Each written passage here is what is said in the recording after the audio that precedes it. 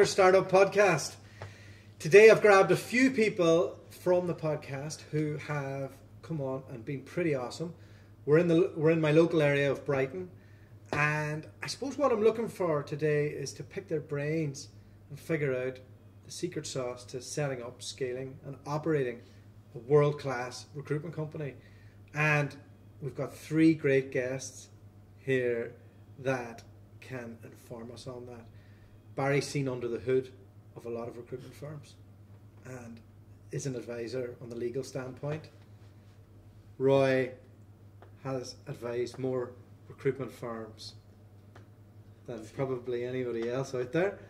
And Mark has managed to scale, exit, and is so addicted to it, he's doing it all over again. So I suppose we'll just start by start with you, Mark. What's the secret to setting up and scaling a recruitment company? There isn't one secret. I think there is a number of things. First of all, I think you need to go back a bit. Do you want to scale? If you want to scale, why do you want to scale? If you're scaling purely for exit, I think that's very, very dangerous. I think it's very dangerous to set up any business, whether it's recruitment or anything else, if the only exit, the only way you can monetize it is through scaling and hiring loads of people. I see so many posts on LinkedIn which are bragging, for want of a better word, of we're going to hire 50 people this year, 100 people this year.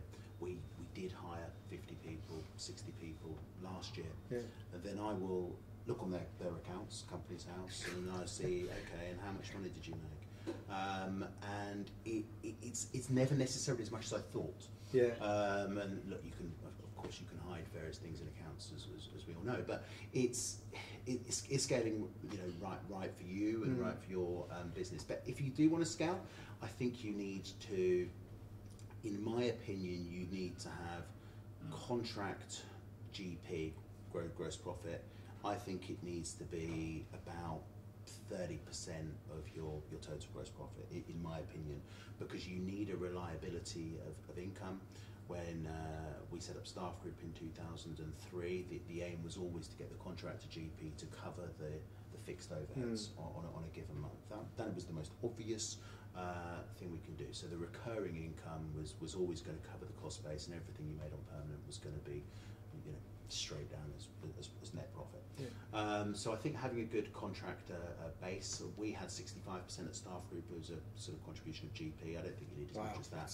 And it was a bit of a machine, the contract bit of that business. But I think 30% moving forward. And we'll go into a bit more of that. One of the interesting points you just brought up was whether you should choose to scale or not. And I think maybe this is an interesting question for you, Roy, because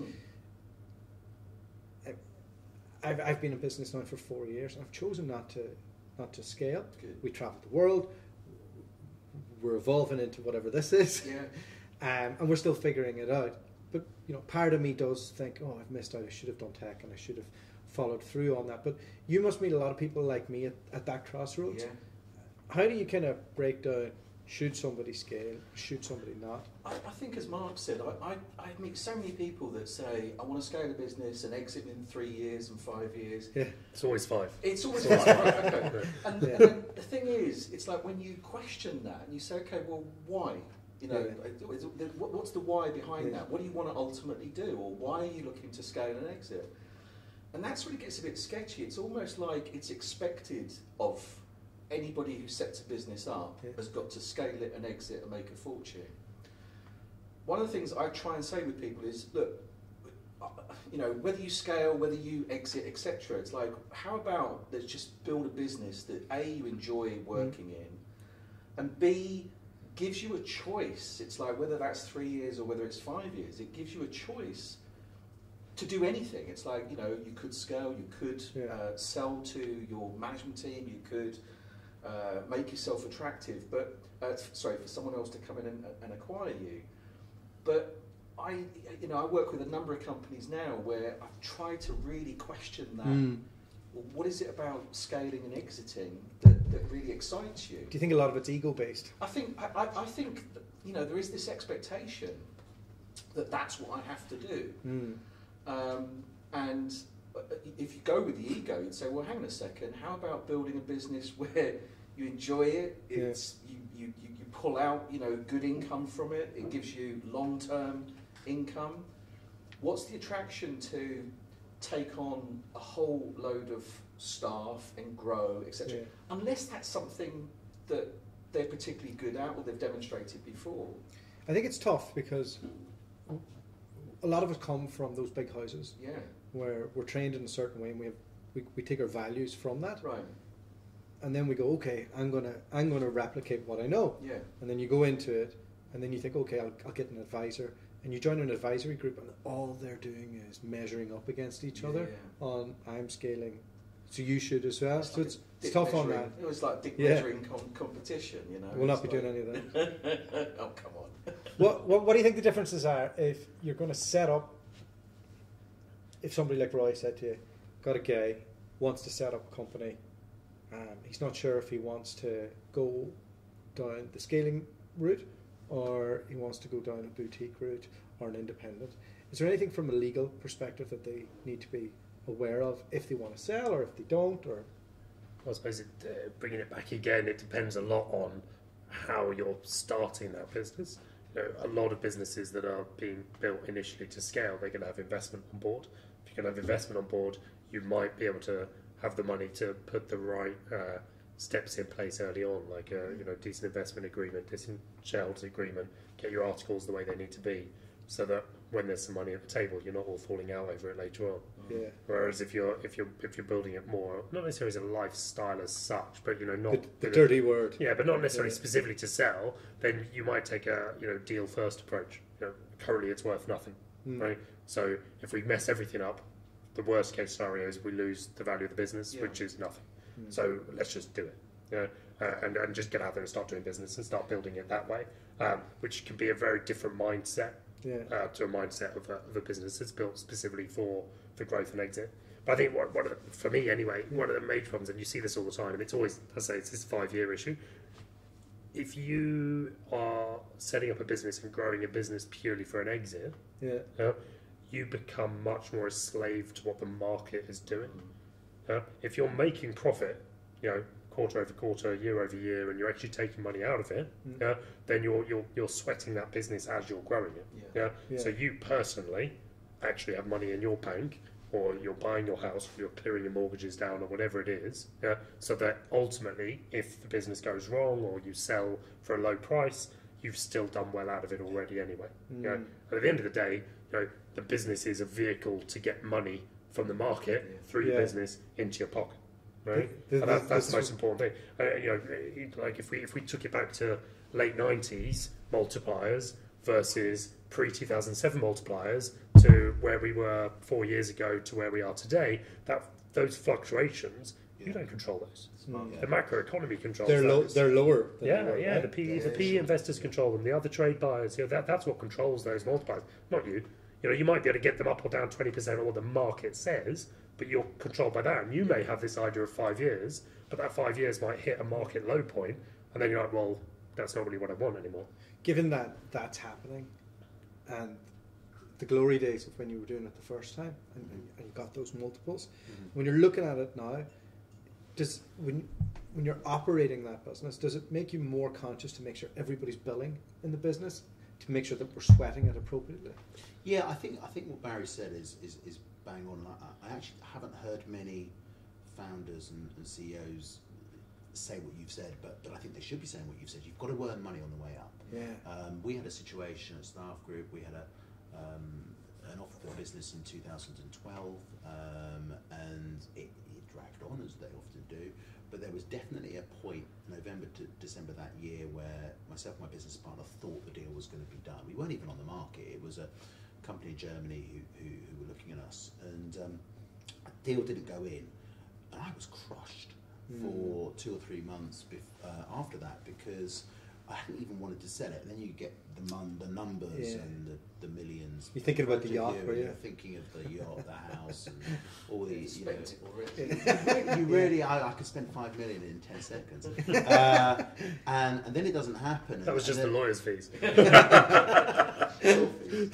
you realise one of the things that I felt was frustrating for me at the time wasn't necessarily taking the money out of the business, because we had a contract business. Contract business meant that you obviously have to fund the contractor base. There's only so much you can take to make sure that there is enough left for the people working for you. So and then that was a real epiphany for me, and it was very much okay. Whatever happens now, success, failure, whatever, I'm going to really want to make sure that I'm never feeling like this again, and I will take money from on the way up. So if a deal happens, but it's not going to be the making or breaking of me. And with my new businesses that I've got, I might never sell them. I don't think I will. I don't even know if I want to, because I really enjoy the crack. You still enjoy the game, right? Yeah, I enjoy the harder you work, and I find the more operational you are, for me personally, the more pleasure I get from it. Yeah. And I've got to a stage in my life whereby that is important to me. Interesting. So, is ego not as important to you this time around as it was the first time? No, this time I measure my KPIs with myself. What are my staff really earning? I had a business which had a London hub where the reality was that you had your superstars, the guys you described at interview, which was no different to our times at S3, who were earning 100 grand in their first year, but that wasn't the norm. And it wasn't the norm at my last business. People who worked for me in London were earning 50 grand a year. That was the reality. They were earning base, and then what they were earning on base probably in commission. People who've been there for a long time. So that was my service proposition. That was what I was offering.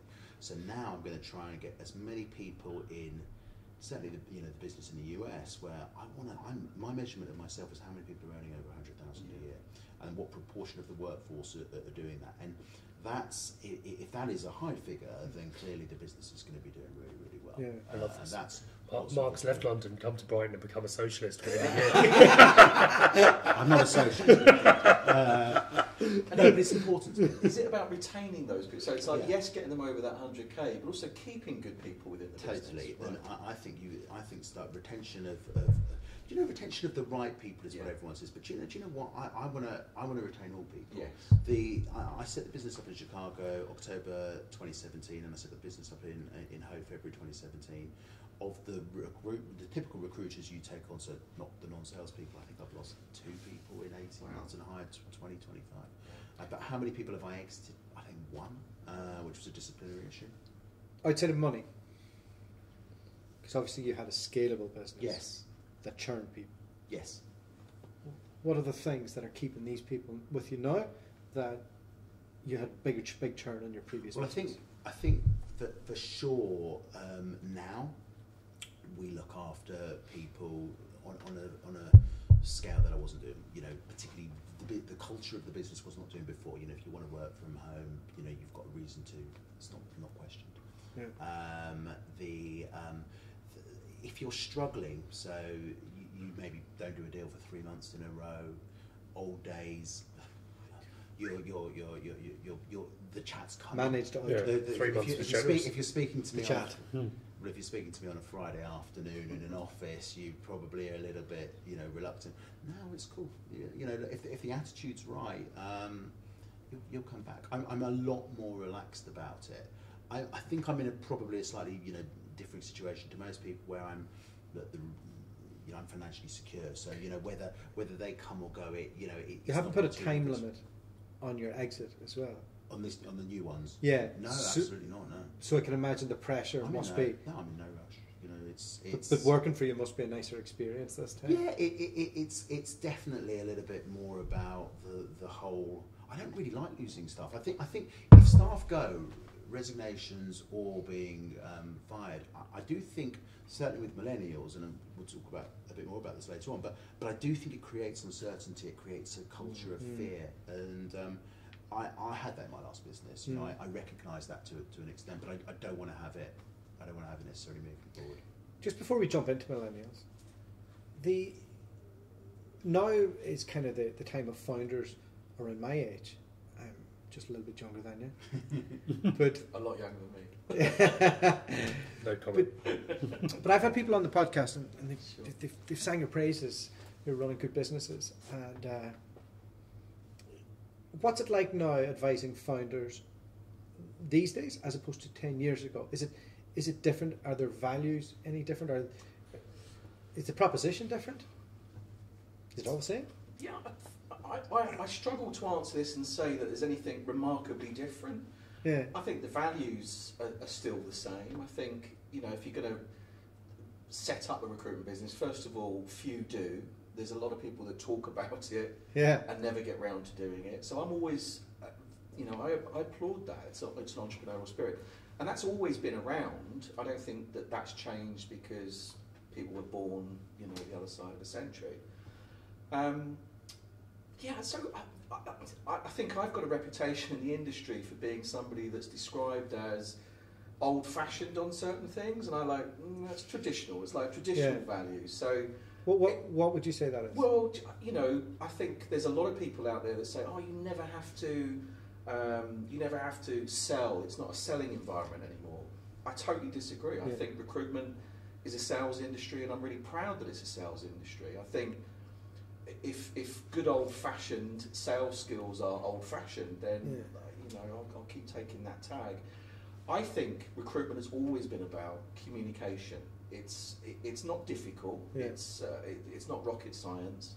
If you ask your candidate the right questions, they'll tell you how to place them, and if you ask your client the right questions, they'll tell you how to make placements with them. The smart people, whether that was back in the 80s, 90s, noughties, or now, the smart people have always been good at asking questions. Yeah. And people that haven't been good in those decades as well just don't ask. Yeah. Let me rephrase that. Okay. When you look at all the people that are calling you all the time. Yes. The people in trouble. Yes. What are the themes there? What are the themes? What are they doing wrong that Mark's obviously doing right? Like, what is that? What I'm trying to get here is there's a formula here. Yeah. And some people are selling it as snake oil. Yeah. But you figured it out. It's worked. But then lots of people haven't. So what do people get wrong generally? I think where the vision is unclear, when you speak with someone like Mark, it's like, the vision in any of your businesses is very clear. This is where I want to go with it. Even with the new business, it's like, okay, we don't have a timeline with this, but this is the type of business that I want. And it doesn't matter whether you are a small business, a medium business, or a huge business. If you haven't got that vision, you're going to struggle. So yes, the people that contact me that are in trouble, the first thing I check is, what's your vision? Yeah. And is the vision in line, is it congruent with you as a person? So again, going back to this thing of people saying, I want to scale my business and I want to sell it and everything else. It's like, but is that congruent with you as a person? What's your life about? What do you want to be doing? What do you want to be known as? If you can get those things in line, then... Well, actually, you're almost like a counsellor at some stage. What I see a lot of as well is people have a vision of what they want their business to be. Yes. Right? But the vision of what they want their business to be is at least 6 to 18 months ahead of where they actually are. Yeah. So it's day one, new business, I'm the chief executive of Joe Blogg's Recruitment Services Limited. Yeah. You would think you're a chief executive of 100 employees and you don't have to do deals anymore. You've got to get out there, you've got to do the business, you've got to get your hustle on and actually do deals. Yeah. And you see a lot, even within established recruitment agencies, you see, decent biller becomes team leader, sits back and goes, oh, I'm managing 2 people now, brilliant. Great point. How do you stop that? I think you've got to realise who you are. I mean, if you've got a sub-20 recruitment business and you're wearing so many hats, you're HR, you're probably involved on the finance side of things, you're sales, you're operational, and I think it's so important to recognise what you are and what you are doing on a day-to-day basis. Write your own job spec out. That's what I would suggest to people of what you're doing when you're sub-20. I must say, when I got to over 100. I think when we exited, we had 130 people. It was my job with my co-founder was just managing managers, and that's non-sales and sales. Contact with the team wasn't, I wouldn't necessarily know what they had done every weekend. When I had sub 50, I would typically, make a point of knowing the name of boyfriend, girlfriend of the staff members that we had. And the job changes and the job evolves, and you've just got to be really ready for that. And I think, and it's changing now, and you've got to be relevant. I found having a break from 2015 to 2017, so 2-year break, and I was on a gardening leave and non-competes and so forth. Amazed at how much had changed from technology and recruitment to it's crazy now, isn't LinkedIn. All of a sudden, video is everywhere in Yeah. LinkedIn, and it feels like it's been an overnight thing, but it isn't. It's an evolution of it. Yeah, it's Talk to us about video in recruitment, hey. I'd like to come back in on this point about startups. So from a small business point of view, it is this thing of having to wear so many different hats. The typical path that I've seen is good recruiter working for a firm has billed X number of pounds or dollars and looks at it and says, you know what, I should be doing this for myself, right?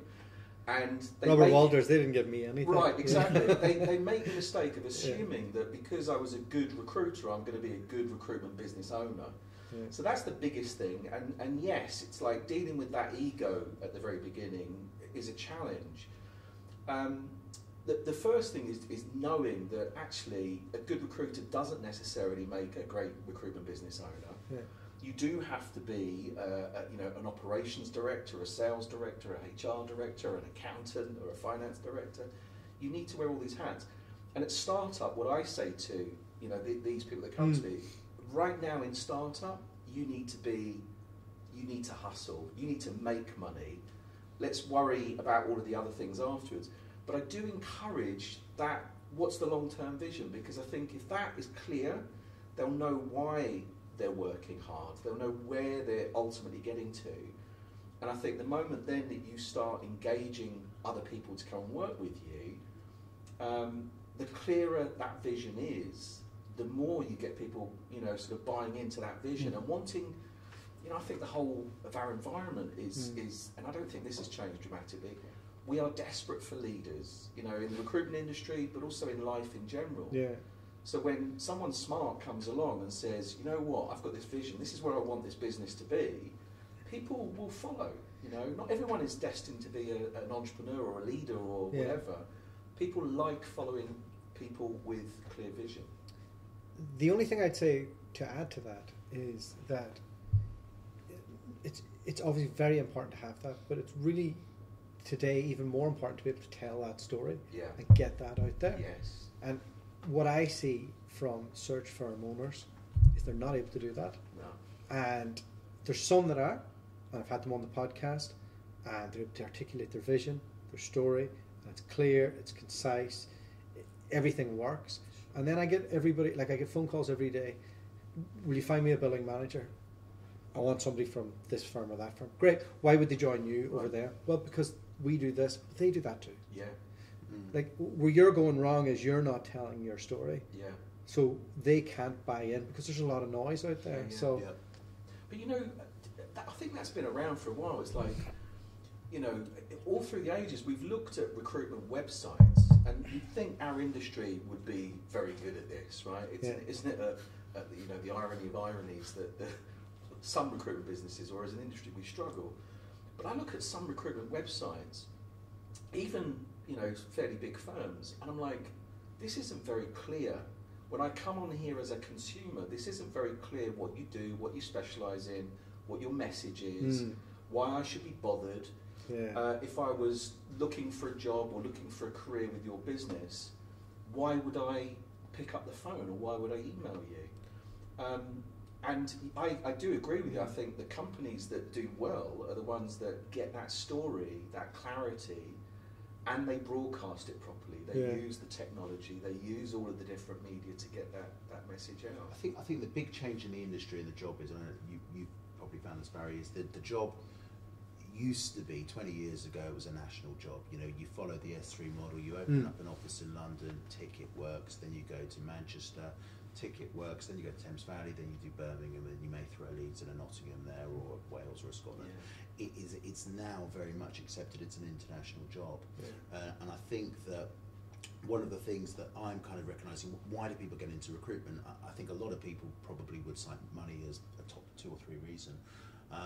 If that is the case, I honestly think I would urge people to consider moving overseas whilst they can, whilst maybe their parents are not at that age where they're worried about their health or they haven't got children or what have you, because the financial compensation that you can earn moving to the US or Germany, which is the area I know pretty well, it's miles. You know. I got into recruitment 8 years ago, and myself and my lovely wife, who's over there, we were picking beans on a farm in Queensland, and we heard there's a woman next to me in the field.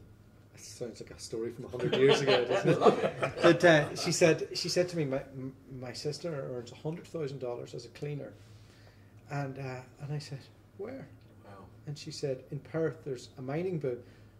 I googled mining. Like I knew basically what it was, but I didn't understand what it really was and what it meant. And then I googled, Perth, and saw the beach. So we went from picking beans to both earning $100,000 within a few months. Yeah. And that was with no experience. Yeah. Now that's because if you move to a boom market at the right time, it's easy. Yeah. And we're in a gold rush, like literally everyone makes money. People selling shovels make money, right? Where's the greatest gold rush right now, do you think? I don't know the whole world. I wouldn't be professed to be an expert in Australia at all, but I would say the US is a fabulous market. It's the fee sizes, that help. You're placing an engineer, in my world, for instance, same fee in this country if you were placing them in Birmingham, for instance, might be on a permanent basis 5,000 or 6,000 sterling. In the US, that same skill set, the same level of experience, times it by 5. I was going to say it's about 25, but it's not. But it's not just that. It's not just that. It's the salary is commensurately higher.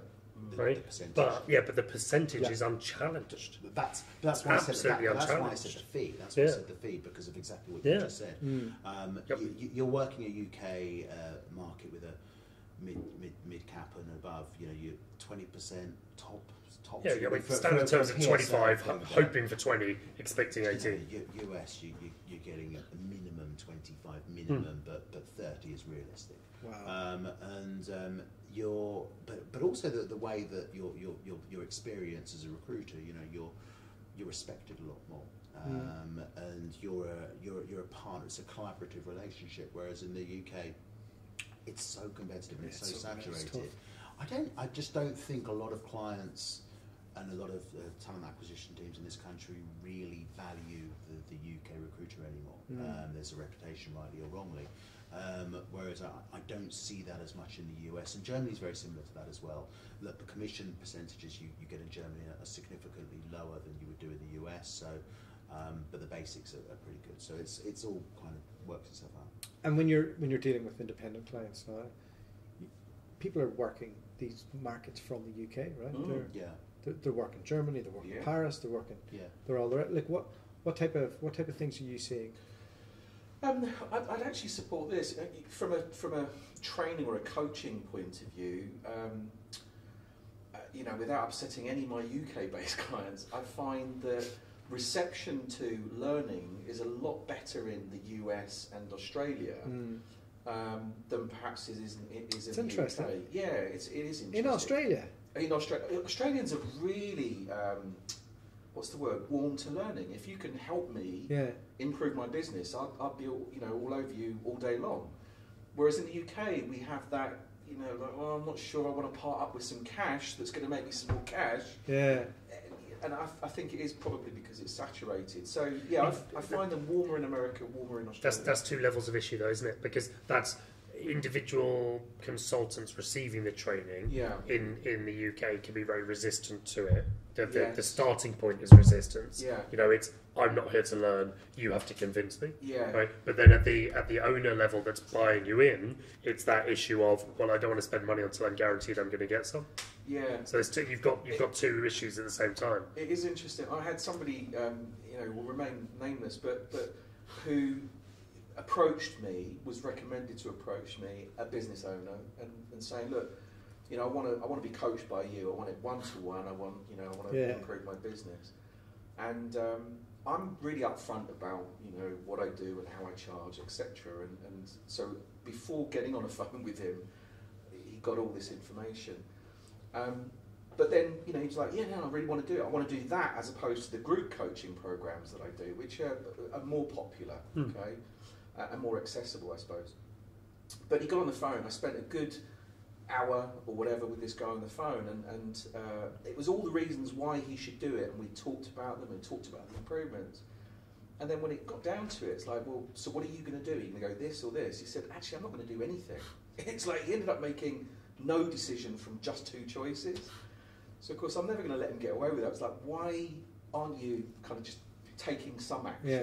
It's like, well, I will do ultimately. So, talks again. Typically in Australia, or if I speak to an Australian or an American-based recruitment business, the proposition is very clear and the value is very clear, the ROI is very clear. They'll just say yes. You needed to give them a third option. Do you want to do this? Do you want to do that? Or do you want to do exactly what you're doing now? So I've recruited in Australia for a few years, and what I find is they're obsessed with meeting face to face. Yes. And they're obsessed with relationships to the point that it pushes down their rates. Right. And those two things mean that you're in a localized market and you're handshaking with your mates all the time. Yeah, yeah. So that's why you don't see too many Australian businesses scaling outside of it in the same way that in America or in Australia, in Germany, that you could be in New York and you could be hitting every state. You could be doing Germany from Brighton and all the rest. And I find that's the core difference. Yeah, I do remember a time though in Europe, Germany and Switzerland and actually France as well, where it was all about the relationship. It was about if they would sell quite hard to get the relationship, but once you've got it, you weren't usurped by somebody coming along and offering cheaper rates or whatever. Yeah. There were good relationships on a handshake, etc., and good. But so it surprises me a little bit to kind of hear, well, maybe it's not the same. I think markets have got bigger, which is great, but I think relationships are good. But to the point where it prevents them from. It prevents them from working the Singaporean market, from Australia, from doing Hong Kong. Some of them are doing. Don't get me wrong, smart ones.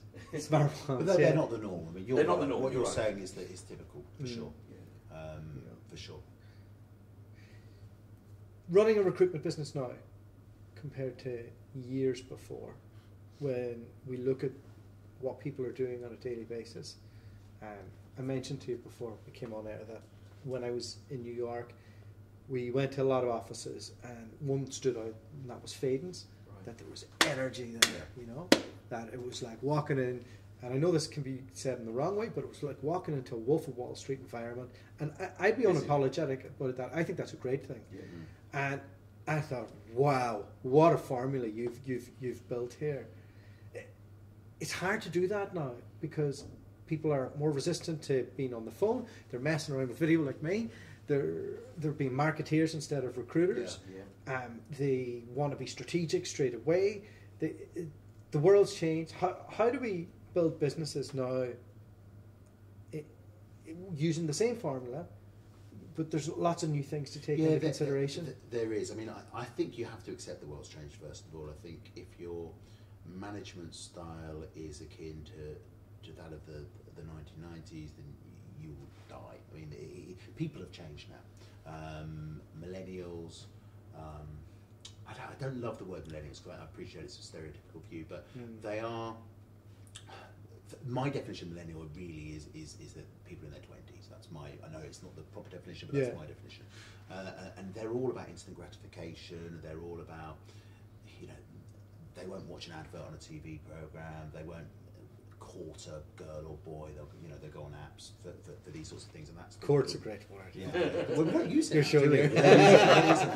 1892 call. They want their word back. But the world has changed, and I think that management styles need to adapt. They need to evolve, and it's a little bit. I just start with why Simon Sinek is. I see him everywhere, but I do think it's very relevant because he talks a lot about why are you here, and that's how I am with people.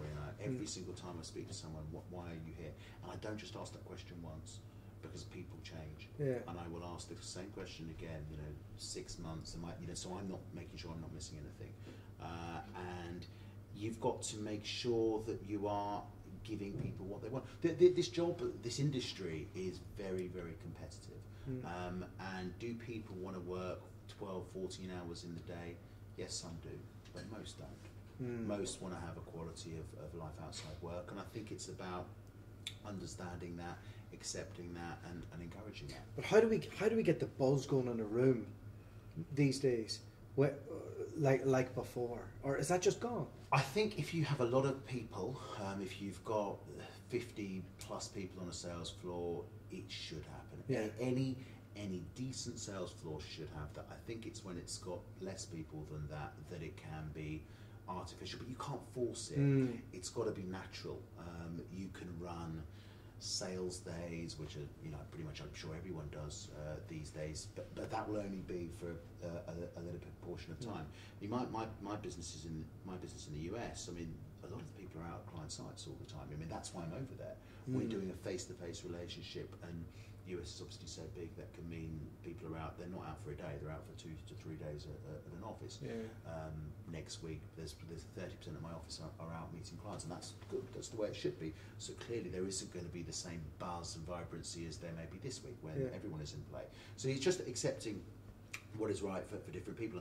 A company, so many people at these bigger organisations, they do leave them. I left S3. You left S3. I've left Robert Walters. I left Corporate Services Group, same.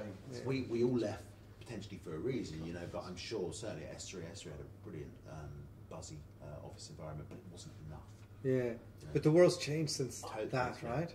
I'm seeing a lot more of your definition of millennials, 20-somethings, coming to me and saying that traditional route of going to work for a Corporate Services Group or S3 or Hayes or whatever, and then going into recruitment, they're shortcutting that. I'm getting people coming to me saying, look, I've worked in sales or I've worked in some other environment. I've heard about recruitment. I'm really, really keen to leapfrog. I don't want to go and serve time working 3 years for Hayes. What do I need to do to get that kind of business going? From the UK? Yeah, from the UK. I mean, from all over. It's quite an American thing. No, but even from the UK. And it's interesting in terms of world markets. I've had people that have come back from in India and other parts of Asia, and there's that real entrepreneurial, spirit, the whole tiger economies, etc. There are more entrepreneurs there. So I've had recruitment business owners go over, and the guy or girl that's carrying the bags or waiting is saying, actually, I've got a great idea for a recruitment business. Yeah. So I'm seeing more of that young entrepreneurial thing, not going the traditional route. That's interesting. People like they'll absolutely need a lawyer. Yeah, they probably. No, you know what? It would be the worst possible thing for them to do. It would truly be. I get so many people come to me saying, "I'm going to start a recruitment agency," where they've come from recruitment or where they've come from somewhere else. Yes. And they say, "I'm starting a recruitment business. I need terms of business. I need employment contracts. I need all these things." And I'm like, so you've left a recruitment company. Did they have terms of business? And you were employed before, weren't you? Yeah. Did you have an employer? So what do you need me for? Yeah, right. Top and tailor. Yeah, right. Go and make some money. Focus on the business. Yeah. Right. And it takes us back to that comment I made earlier about the fact that when you start up, your business is worth nothing. Yeah. I think you're underselling yourself there a little bit. No. I mean, I dropped wonderful contracts, obviously. Because I've top and tailed my stuff, and I've had to come and get it sorted a few times. Yeah, of course. So, but to you, You could drop £10,000 on me, right, and then make your first phone call and realise you're never going to do a deal in life. Absolutely, yeah. Go make it. It's better to beg forgiveness. Don't ask permission. Yeah. Go make the money, right? If you've done 10 deals and 2 people rip you off, right, we'll fix that problem. Yeah. But at least you've done 10 deals. So, right? If you make perfect contracts and then you don't go and make any money, you've just wasted money. I can't imagine. Like, I only did 4 years before I set up my own business. But I was schooled very well, like, and I couldn't imagine being able to grab all that information and put it into somebody. Like how most of us are like that. It's like, you know, I credit my mentors throughout the years. It's like, the reason I got good was people like James Cullen and Anne Swain and all the others that are out there, Tony Burns, etc. as well. But this new breed is saying, let's just rip up that rule book, you know, because what I can do is that whole mirroring and emulating somebody else's pattern. So they'll ask me questions like, well, who are the most successful people in recruitment? How do they do it? And, you know, what do their businesses look like? What do I need to do on a daily basis? And some of those 20-somethings they're not scared of the, you know, the long hours, etc. What they'll do is they'll say, whatever it takes, I want to shortcut it. They want to leapfrog where their contemporaries may be doing that traditional route.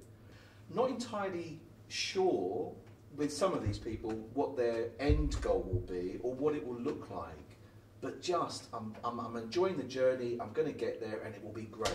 You know, it's new, it's different. It's kind of the Facebook generation in terms of like, and then maybe down the road on data if we have something, I don't know. It was loose, absolutely. It was loose, right? But I think, you know, I would have felt uncomfortable with that 20 years ago. You know, it's like I want structure. I want to, you know, people that have left big recruitment firms go, okay, well, I know how that big recruitment firm worked, and I'm going to do mine slightly differently, but there's going to be some similarities. So Mark, how doing different? Knowing that these kids are just looking to hoover up your information and take your business, like, how hard is that to give them the keys? If people want to go, they're going to leave. You know, people leave leaders, I think, rather than companies. Yes. You know, you look at most people who we all know. Why did they leave? Some of it's company, but a lot of it possibly is the leader. So I think you've got to not take them for granted. You've got to appreciate loyalty is a two-way thing, and you've not got to make sure that you don't give them a reason to leave. But if people are not billing money, if recruiters are not billing money, the typical reaction is, you know, they often will look for someone to blame. You know, I understand the need sometimes that people need to look at other people than themselves to do that because it's easier, maybe. And if people are not billing and they're not earning the commission that perhaps they expected, they will go. So your business has to make sure it can bring people through. And you need to make sure it's all very well having these 1 or 2 people who are superstars, but what is the person who's been in your business for 6 months really do? What about your mediocrity, for want of a better word? You know, your mediocrity needs to be better this year than it was last year. That's the secret sauce, I think, for growing, because they're important. You know, they're normally higher in number than the superstars and so forth. And you need to make sure you can try and get 10%, 20% more from these individuals than you possibly can do, and not give them a reason to leave. There are, you know, rectorex everywhere. Most people horrible people, but they fill a need. But I still tend to think a lot of people who are doing really, really well at recruitment companies, it's quite unusual for them to go and jump ship. Of course it happens, but it's not. You'll know this better than anyone else. It's often not the case. Yeah, and that's why we do the international space, because I mean, you could be $1 million biller in Barnsley, but you're still in Barnsley, you know. Come on out to LA, let's have a laugh. Absolutely, the world. The biggest difference this is what I say to people at a dinner party or whatever. Watch Dragon's Den. We've all watched it. It's been around for 10 years. Then watch Shark Tank, the US equivalent. Yeah. Then come and talk to me. I don't need to do any more than that. You know, it's just a look at the levels of successes of the businesses in both of those that have been going around. It's a different world. There's a topic I'd like to get all your all your input on, and it's how to create an authority within your niche, because we all know that the world's changing and that there's so much noise out there, and that the phone isn't enough anymore. People don't answer the phone, or not the way that they used to, you know, and people definitely don't listen to voicemails, right? So the old techniques aren't what they were. I'll start with you, Roy, because you've got training courses on this. What can we do to become that authority? Again, you know, and I hate to be the voice that says, look, there's always been authorities. I remember speaking to it was Nick Clark, and asked him his XS3 and started up Carrington Fox. Nick Clarkin. Yeah, he used to work with him. And I asked him, you know, he went from IT recruitment within S3 and then started doing trading, etc., and built a huge company with Carrington Fox. And I asked him, you know, how did you do it? And I love asking people that questions, like, how did you do it? How did you do it? And he said, well, whilst at S3, I was working, placing IT professionals, I was looking around at different people around me. He said, and we didn't really understand the, the technologies that we were placing in. He said they were buzzwords. He said, but what I realised was, he said, in the land of the blind, and I always remember this, I quote him now, in the land of the blind, the one-eyed man is king. He said, if I knew just that little bit more than the guy sat next to me or my competitor across town, he said, I could do well. And his thing there was, went to set up Carrington Fox, and it was all about trading, and he educated himself. He paid to learn 2 trading models in order to be able to not trade, but to place traders. Now that's an example. The key thing that I would say is, if you want to be perceived as an expert, it's not just about sticking a sign up outside your door, calling yourself a thought leader or a guru or whatever. You have to understand your niche, and that's why any recruiter that comes to me now, or anybody who's wanting to set up a business, it's about niche. If you don't have a niche that you operate in, then fully expect AI, robotics, the huge recruitment businesses to come in and, you know, and that's been around for... So it's about brand. I think, well, it's about knowledge. It's about knowledge. You've got to own a space. And you're asking, in a world that's full of noise and maybe people going after the same pieces of market, I think if you understand a niche, and if you understand within that niche the people, which is the key thing, the candidates and the clients, what are their biggest challenges?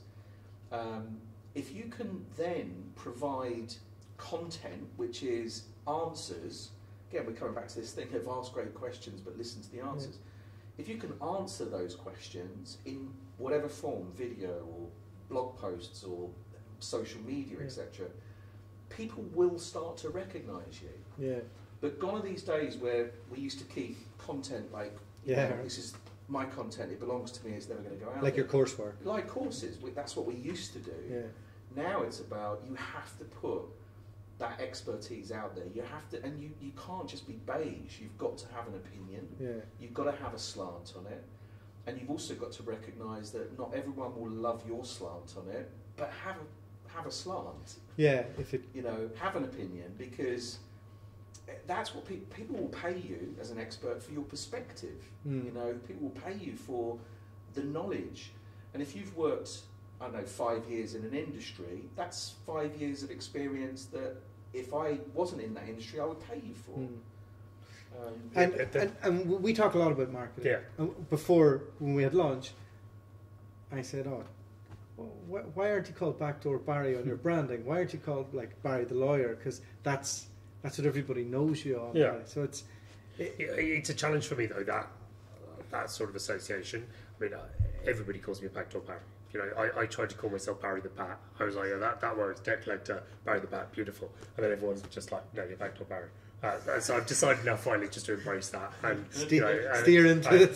Steer into it. And that is what it is. But I think within my own business, I need to be cautious of the business being me. Yes. Because if the business is me, then, and of course I give all my clients my personal attention on everything we ever do, Sure. but there'll be a limit to how much I can do. Sure. Right? And eventually that will mean clients are paying more than they have to because they're paying my rates. Yeah. And I'm more expensive than other people in the team.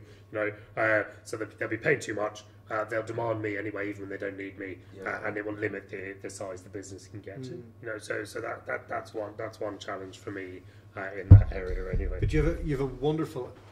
Yours is a bit more complicated than ours because your content, you've got the best content in the world because you're dealing with conflict all the time. 100%. But you have to be careful in how you portray that.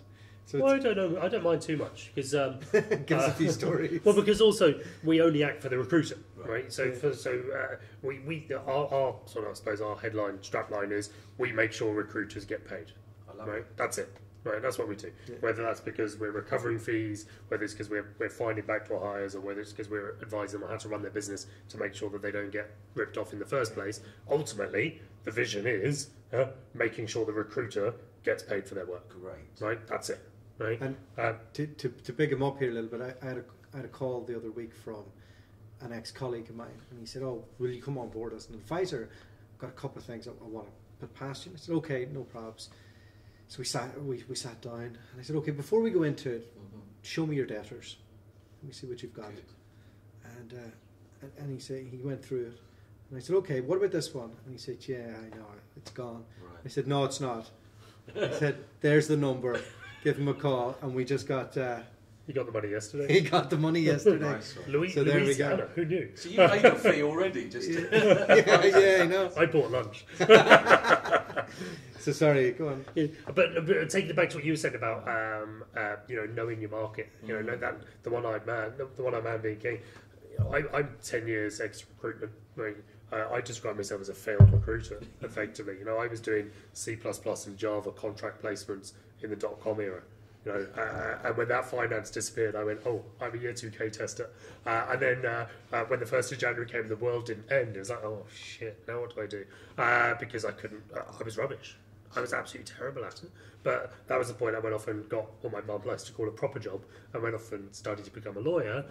But the immediate credibility 10 years in recruitment gives you when you're effectively selling to recruiters, most people go to a lawyer and they're like, "So, replace this contractor," and they're like, "Which means we have to have a contract with the client and then one with the guy." I'm like, You have to explain all of that. Right, let's get down to what we actually need to talk about. Nice. And I think that hopefully comes across. Yeah. And what I'm slowly starting to catch up with is video pieces, thought pieces. I think LinkedIn was a really good example of a tipping point when recruiters realised actually that data in our database, everybody's got it now. Yeah, that's the. So that's not our value anymore. Our value used to be how many people are on our database, whereas our value isn't that anymore. Our value is what the PPH is for your consultants, how many deals you're doing, what your ratios are, contract to perm. That's where your real value is as a business now. And he's recognising that, and that's why now what I'm starting to do, and only starting to do, is just give away all the knowledge. Good. Like we're members, supply members of APSCO, not trying to pitch particular trade associations, but and we're in the process of developing a debt recovery toolkit for them, right? So that members of APSCO can just go off and do it themselves, because I know the reality is, I can give everybody the tools, but eventually they're going to realise, it's easier just to get IntroProtect, get Barry to do it. Yeah.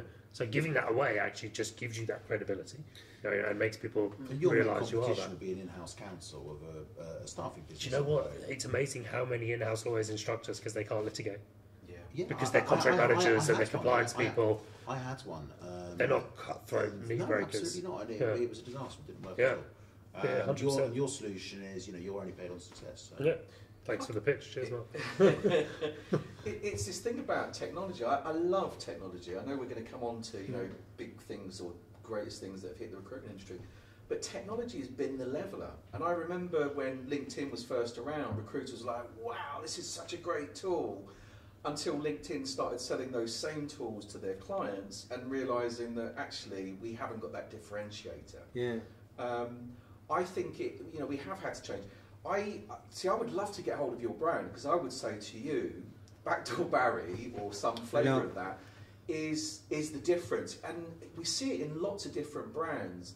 You know, something huge like Virgin, Richard Branson is that figurehead. He doesn't have to do every single deal. He doesn't fly the planes or give them the peanuts, but that figurehead is somebody that attracts other people into the business. I think in marketing terms they call it the attractive character. So it's the first time I've been called that. well, with Fred. It's the attractive character. The story that you were saying, because it's recruitment, you know, the clients of the clients of those recruitment businesses are the us and them. You know, the fact that you're supporting the recruitment business gives you a great ante. And I think if you look at any successful brand or story behind those brands, we use these different kind of like storylines. You know, the us and them, and was it the reluctant hero? You know, I think speaking to Charlotte earlier on, she was saying it's like, you know, you kind of almost you don't put yourself down, but you make yourself seem more real by admitting flaws. I tell people when I go and train them, I was never the best recruiter. I was okay. The reality is, and don't tell anybody, I was actually quite good. But if I sit down and say I was a really good recruiter and I did this type of billing and everything else, they're going to think I'm a smart ass, you know, and I'm not then got much in common with somebody who might be struggling right now. So there's all these different things. But branding's fast. I think it's massive. Yeah. I did it in uni and I didn't learn anything, and I've only started to kind of get a grasp of it recently. And my friend Dana Robertson is one of the top branding guys in the UK, and he redid our brand as a favour. Wow. So we changed from Pro Recruitment Solutions to dualta Partners, and he went through the whole science of it with me. It's too complicated for me to go into it, but basically he made it clear that if you're centre to the brand, then you just steer into it. Yeah. Unless you're going to create something that's going to be absolutely massive and be outside of yourself. Yeah. And this is where I want to ask you a couple of questions. You've successfully created different brands. One major brand that's a household name now. Was there a conscious decision not to name it after one of you guys, or joint your two names together? And that's the first part. I'll let you answer that first. Definitely, Znowski does not go well with the Sorry, did you spell that again? What was your partner? What was your partner called? Paul Flynn. That went better. Mark Flynn. Yeah, Mark or just call it Paul Flynn and make it better. Flynn Associates. So what we did, we called the original name for my company was European Staffing Solutions, and the reason was, go back to what we were talking about at the beginning. We made a conscious decision when we started that we were not going to do we weren't interested in the UK particularly. We were going to follow Europe, so we wanted to have a name in place with that. Yeah. It just then didn't become relevant when we started doing 44. Well, we didn't start. It became a business that invoiced 44 different countries in a month, across the Middle East to the US to Australia to the Far East, where obviously you couldn't be called that. So Staff Group became the holding company. Yeah, interesting. So, as we've said a few times, things have changed, and there's a lot of talk about personal branding out there now. And it's hard to differentiate with recruiters on how much time they should be putting into their own personal brand and how much they should be using the company brand to promote. Where do you think this is going with? I think that a recruitment company needs to hire the best non-sales people they can afford. They need to place the marketing function and respect it and pay the marketing function what it should be worth. Which we don't. No, in general, because they're not a billable asset, and we look at it like that, right? Absolutely, and do not view them as back office. Do not use that term. Yeah, this is a really good point. Do not do that. And I had a guy, Glenn Southam, who ran our. He was on my thread the other day. Brilliant advice he gave me. He really is exceptional, and he's now a consultant. And He said to me, if you need to know any dirt on my old boss, you just let me know for this. He was talking about Flint. He knows where the bodies are. He knows where the bodies are. No, but he's really good. He works with a lot of recruitment companies now and advises them, and he's really good on that. But I think personal branding is really important. I think you mustn't use LinkedIn as Facebook. That is the main thing. Well, there's a big topic. Yeah. And what does that mean? I think too much from somebody who may go a bit. No, I think too much reference to personal life. I think is unwise.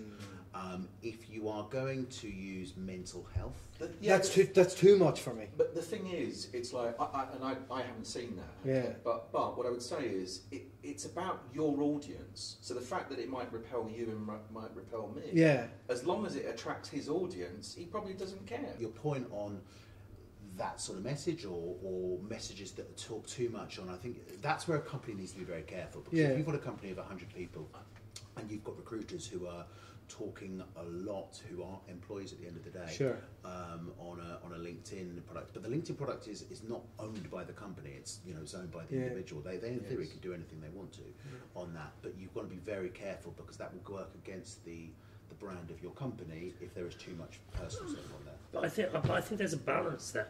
I think there's a balance there because you see a lot of recruiters out there, and the only thing they post starts with either "I've been retained by," or "I am hiring for," or "I'm interested in talking to," and that is the totality of their LinkedIn, their Twitter. I mean, they probably even put up Instagram posts of that job description, and that is so much of a turn off to anybody engaging in it. Like I chucked a post. I talk mostly about the law and all that sort of nonsense. I just chucked a post on about donuts the other day.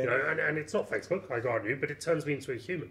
And I've got quite a lot of traction and engagement from that. Work context, was it? Well, the context was in your office. No, the context was: do I eat them myself or do I take them home for my wife and kids? That was the But I think because people, it's an old adage, but people buy from people, and if they see you as being a human within it, it makes it a real thing. But if you post next week or this week about hot dogs, it's going to become a caricature.